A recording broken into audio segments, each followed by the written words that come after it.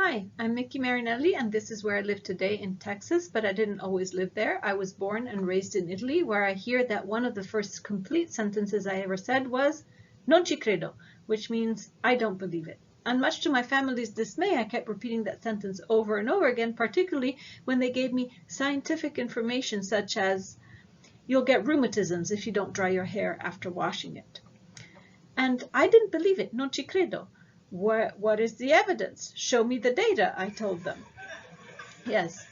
And so, as I grew older, the skepticism followed me when I read or heard about science. Non ci credo followed me there too. So I decided to become a scientist myself, and I was the first in my family to go to college. I got my undergraduate degree in Italy and my PhD in France. And as I was training to become a scientist, skepticism kept following me there too. Data produced by actual scientists still did not make sense to me, like this correlation that this scientist might be claiming between these two variables when there is no correlation at all.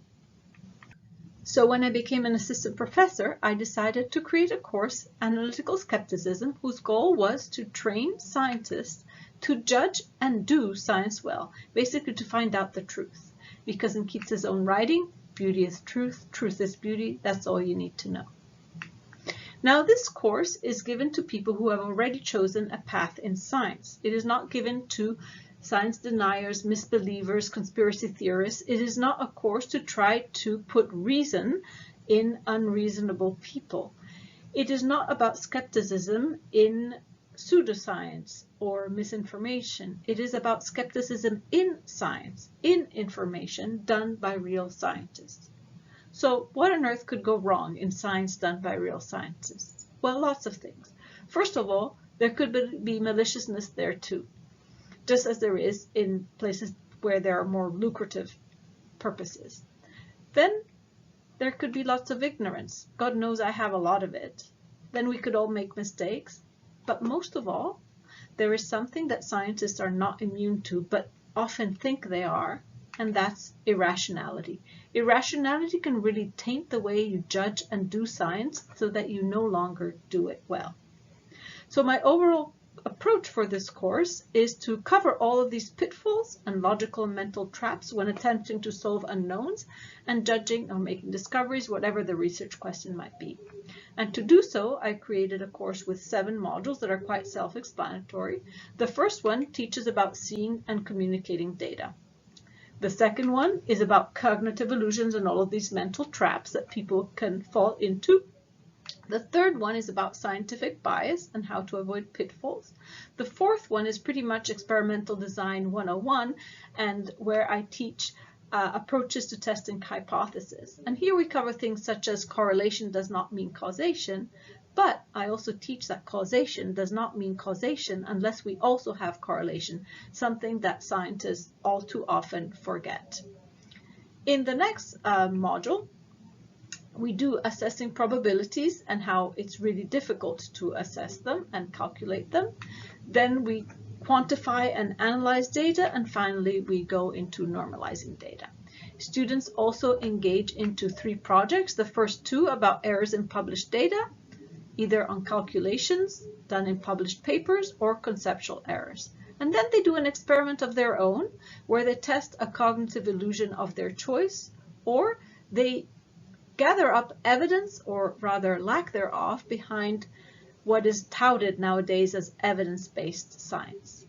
So obviously this is way too much to cover in 15 minutes, and I'll just show you a few snippets of it.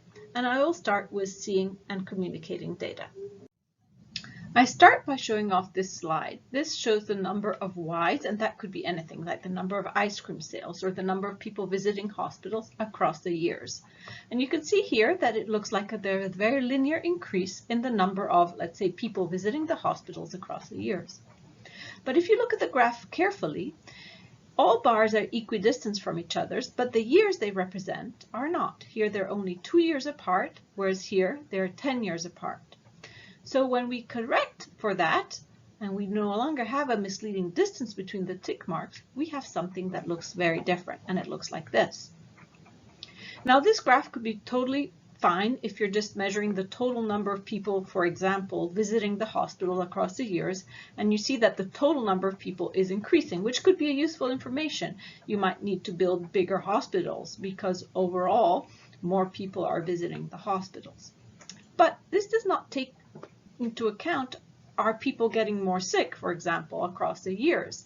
Because these data have not been corrected by the population. They haven't been normalized. So what do the data look like when we normalize by the population, which is also growing? Let's look first at the graph on the left. And this is what it looks like. A completely different pattern. Now, here again, there's a misleading distance between the tick marks. So let's look at what the graph looks like when we correct for that too. And here it is. 4 completely different conclusions with exactly the same data. So beware of misleading axes and data that are not normalized if you're trying to examine how things change over time with respect to the population.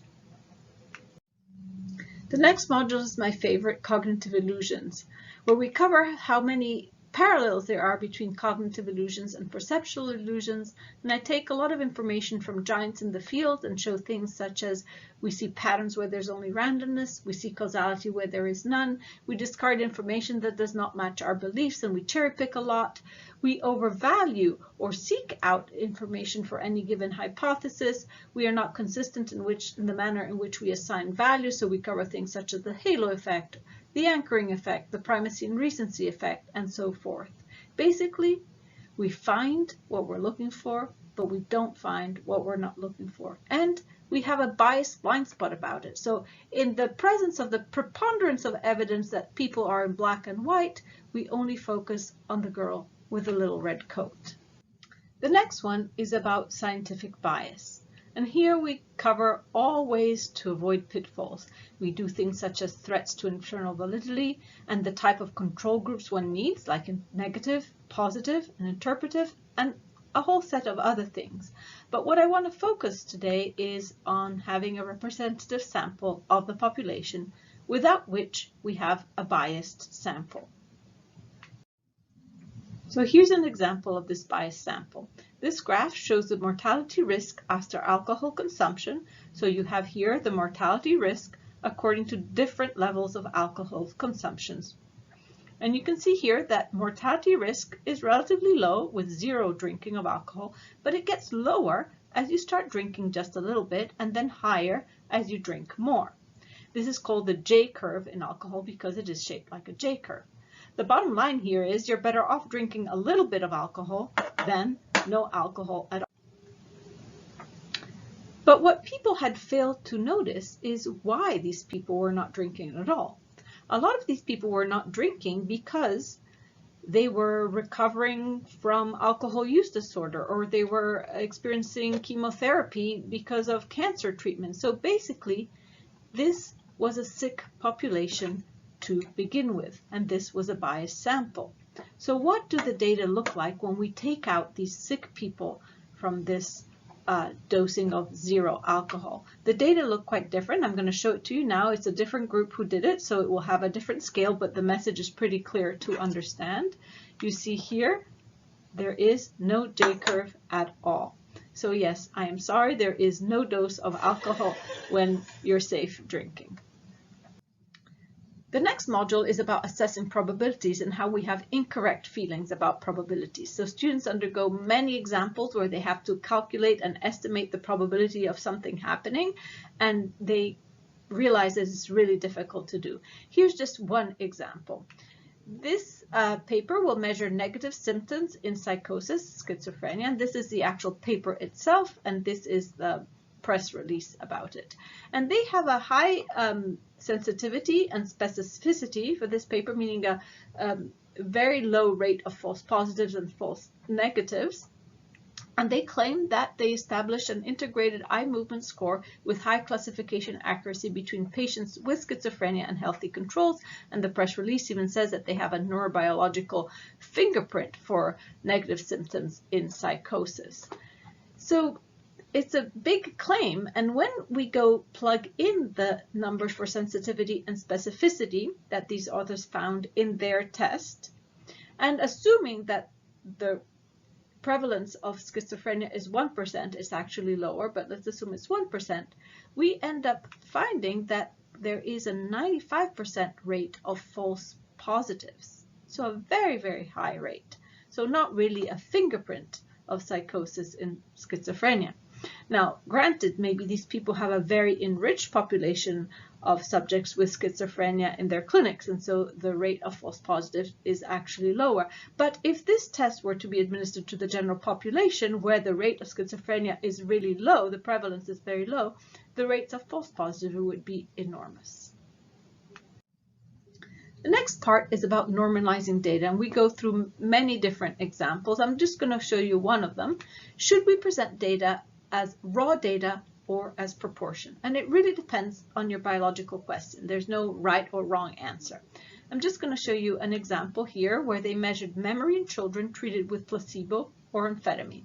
Here's memory on the y-axis and children treated with placebo or amphetamine. And there are two groups of children, neurotypical children or children with ADHD. And you can see here that pretty much amphetamine increases memory in both groups of children pretty much equally. There are two parallel lines. But if we were to present the data as percent increase of their baseline placebo response, the data would look quite different. Now, we would say that memory increases more so in children with ADHD than in neurotypical children. Okay, so very different conclusions according to how you present the data. We also cover that if the study had done first placebo and then amphetamine, you would not be able to tell if this increase in memory was really due to amphetamine or simply to repeated testing. So that's an example of another module where we talk about the importance of appropriate control groups. So differences in baselines, like we have here, will skew proportions if you express data in proportions. The next topic is about normalizing the wrong way, and I chose as an example a topic that's very dear to me, restraint in schools. Restraints are done on children that show problematic behavior. There are various ways of doing that. There are chemical restraints, mechanical restraints, and physical restraints. This is physical restraints, different ways of doing it. And if you look at the proportions of students who get restraints in schools, you will see that the majority of them are white children. So you could think that they are the targeted ones, they're the ones who are most restrained. But if you think of it, there is a majority of white children in schools. So what do the data look like if we express how many children are restrained in each race? And you see that the data look quite different. If you are a black student, you're about double the chances of being restrained than if you are a white student. So quite a different outcome according to how you normalize the data. So I showed you for now an overview of some of the modules, and I want to show you an example of a project that they do, errors in published data, and we're just going to look at the project where they look at the calculations that could go wrong in published. This project was done by very talented students who have taken the course, and some were even teaching assistants in the course. And these students have examined 249 papers. And what they found is that about almost half of them had errors. We contacted the authors, and about half of them responded, and the majority agreed that there was indeed an error. So let me show you an example of such errors. Here are different subjects tested for two different scales: the Unified Parkinson's Disease Rating Score number 2, which tests activities of daily living, and number 3, which tests motor function. And you see that the higher the score is, the worse the Parkinson's disease. So pre-treatment, Parkinson's disease is pretty bad. Post-treatment, it is improved. And that's the case for both this scale and this other scale. And in fact, the authors report that there is a decrease in about 45.6% in Parkinson's symptoms for this scale, and about 40% for this scale. And the way they calculated it is based on these means. So we use the same means to calculate it ourselves, and we come up with the exact same numbers, but they're flipped. So this is what I would call a careless error. The authors just flipped the two answers. But there's also a conceptual error here.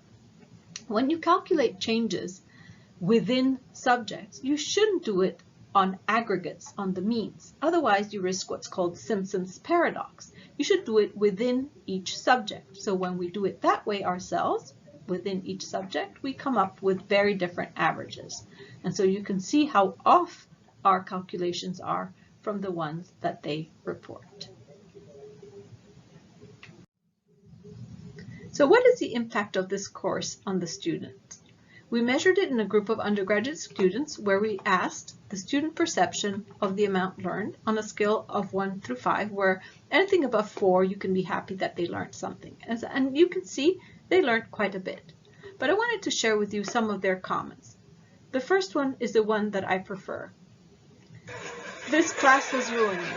Now I can't look at anything without finding faults. Yes, welcome to the club. And here are a few more comments. The class has changed the way I see the world. I'm less gullible to information touted as science, better critical thinker, better scientist in the future, and so forth. And this is a comment from a student who graduated and became a data analyst and was tasked to analyze COVID data. And he found something strange, that people with obesity were less likely to die of COVID than people without obesity. And so he divided the data into age buckets and noticed that the mortality rate was actually the opposite when you divided people by age buckets, a case of Simpson's paradox if you had only used the averages. So he described that hadn't he taken my class, he would have not been aware of Simpson's paradox and would have made a pretty seriously incorrect assumption. So where's my hope? I teach this class not to too many people. The first are undergraduate students, and there are not that many of them. Plus, I must say, within the third day of class, about half of them drop out as they realize how difficult the course is. Then I teach it to some graduate students, medical students, and psychiatry residents. So it's not that many, but it is my hope that I'm sort of planting a seed that grows, and then they will be able to populate, let's say, the world so that they become better scientists themselves and are able to judge and do science well. I also give a few lay public presentations, not many.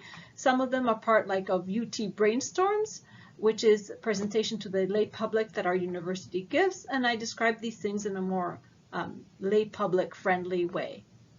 And finally, I'd like to thank someone. I didn't even know about the existence of this conference, and if it was not for a student in my class, Lulu Eisenberg, and her father, Arlo Eisenberg, comes here all the time, so I wanted to thank them for letting me know that this wonderful conference exists, so then I was able to attend it and present my results for you today. Thank you so much.